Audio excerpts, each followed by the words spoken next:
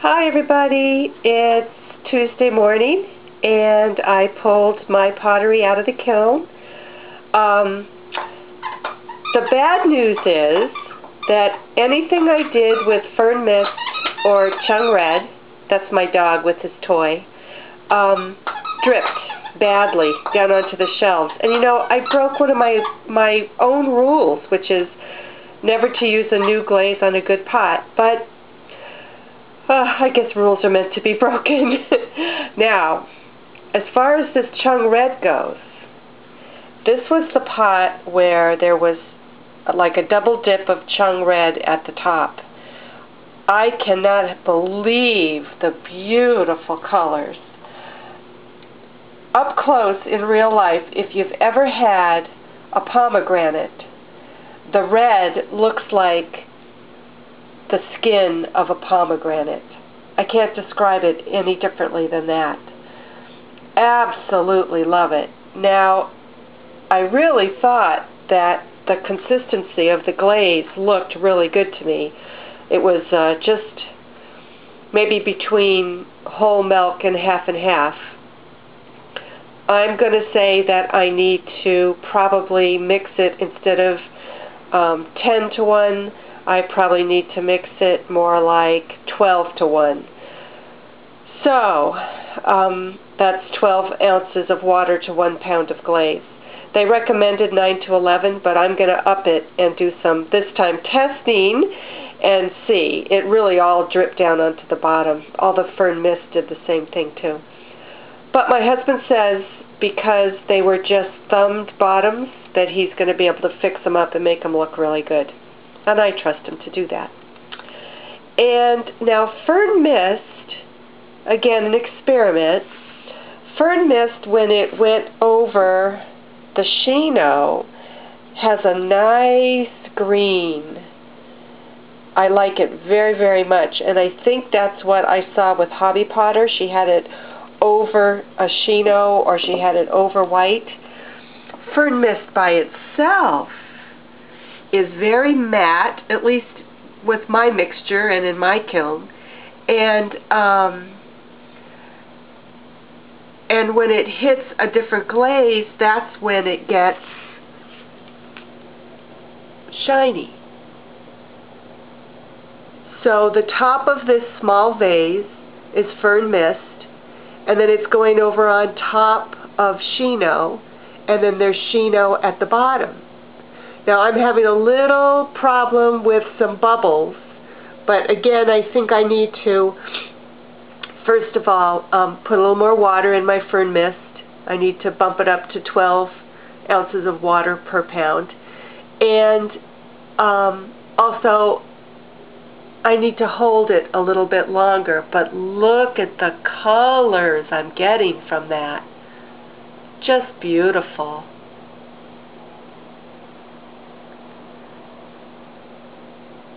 Here's another one, Fern Mist over Shino.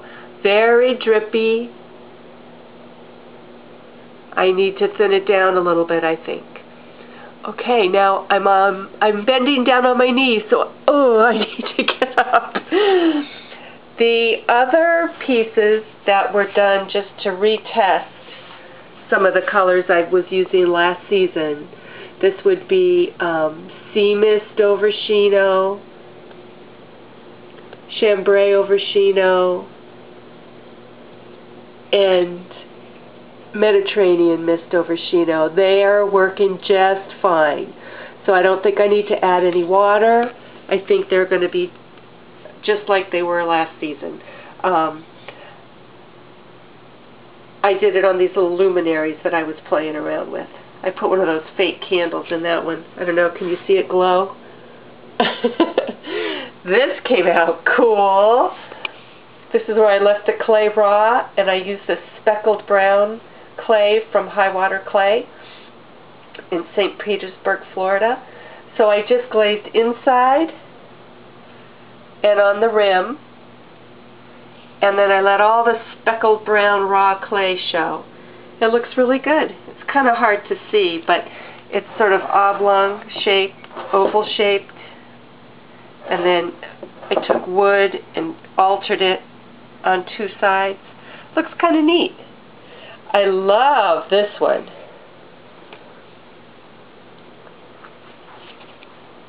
Get it where you can see the shape of it. It's a cool shape.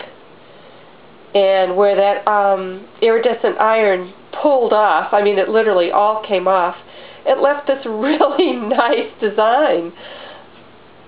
I like it very much.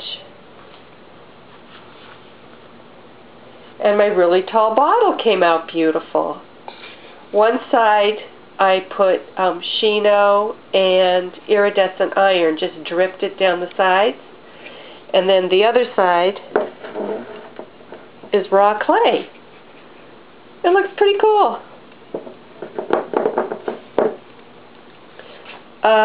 The turtle, well, I used Fern Mist and it dripped. So it'll be much better when I use sea mist or a green that I can count on till I get it going. The white shells, I'm not really sure how I feel about it. I like the toasty brown ones better. But I do like the color of the sea mist and then the chambray, so that it's just pure sea mist, a mixture, and then chambray at the bottom. I like that, but I'm not sure about using white shells. I might have to play around with it a little bit.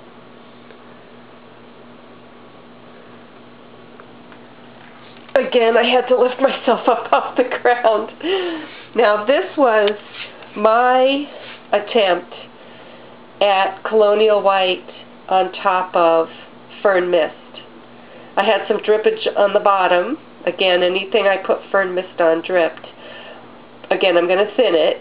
And I like it, and I think that it's very usable as soon as I get it right. I think it might be really nice to put Fern Mist over white. Of course, I didn't try that. And then my mom's teapot, it came out spectacular. This is iridescent iron on the inside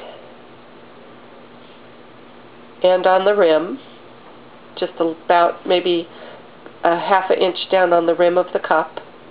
And then the whole thing was dipped into jade, which is very translucent. So you see a lot of the speckled brown in the clay itself. It doesn't show up in the camera as nicely as it does in person. And then the teapot, the inside was iron red. The top of the lid was iron red, and then again the whole thing was dipped in jade. So jade does funny things. It just gives you textures, even just with one dip, that you may or may not have wanted, but they look really good, I think. So, Mommy's got her teapot. I learned my lesson about glazing pots when you get a new glaze. I have a video out, glazing tips. Whatever you do, don't use new glazes on pizzas or you'll throw them away. Well, sure enough, that's what I did. I like this color combination very much. Sea mist on top and chambray on the bottom. My turtles will be fine once I get a green that doesn't drip. My 20 vases in 30 days, well, 3 of them came out okay. And 3 of them need to be sanded on the bottom by my dear sweet husband. All in all, it was a great experience. All in all, I love Chung Red. I just have to make it work. Look at those colors. And that foamy stuff on the top, that's Chung Red. That's just the glaze all by itself.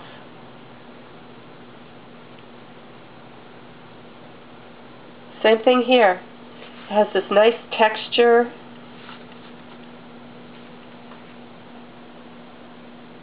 Almost a greeny beige color going down into this beautiful red.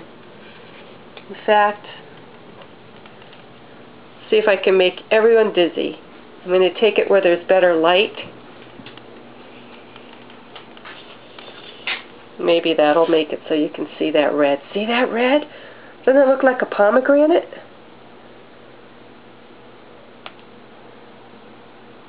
I just think it's so beautiful.